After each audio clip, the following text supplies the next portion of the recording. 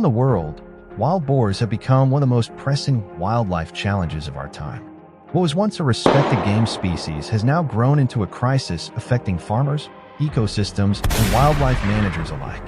The wild boar's adaptability, intelligence, and explosive breeding rates have allowed its population to spread far beyond natural limits, creating a conflict that is both ecological and economic. The crisis begins with their sheer numbers.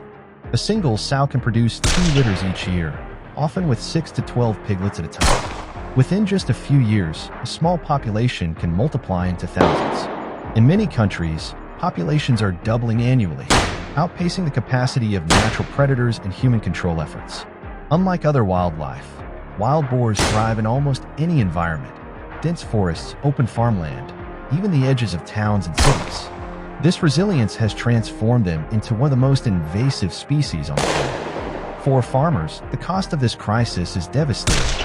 Wild boars cause billions of dollars in agricultural losses every year. Their method of feeding is particularly destructive. They root deep into the soil with their powerful snouts, tearing up crops from the roots and leaving fields scarred. Corn, wheat, rice, peanuts, sugarcane, and potatoes are some of their preferred targets. A few crops are safe from their appetite. A single night raid by a herd of boars can erase an entire season's worth of work. Beyond direct crop losses, boars also damage irrigation systems, fences, and even water sources, compounding the financial burden on farmers. For many small-scale landowners, one attack is enough to push them into serious hardship. The ecological consequences are equally severe.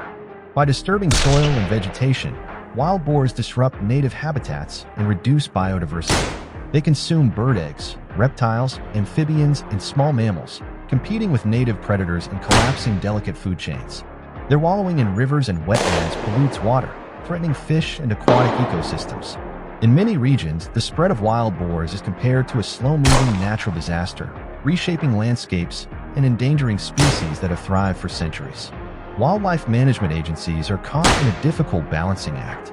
On one side, wild boars are valued as a traditional hunting species, admired for their strength and challenge.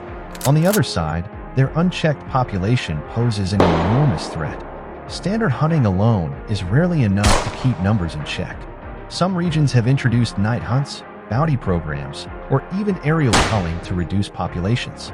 Others rely on large-scale fencing, but the intelligence and persistence of wild boars often allow them to break through. In some areas, professional hunters are contracted specifically for population control, turning hunting into a necessary tool of management rather than a recreational pursuit. Disease adds another layer to the crisis.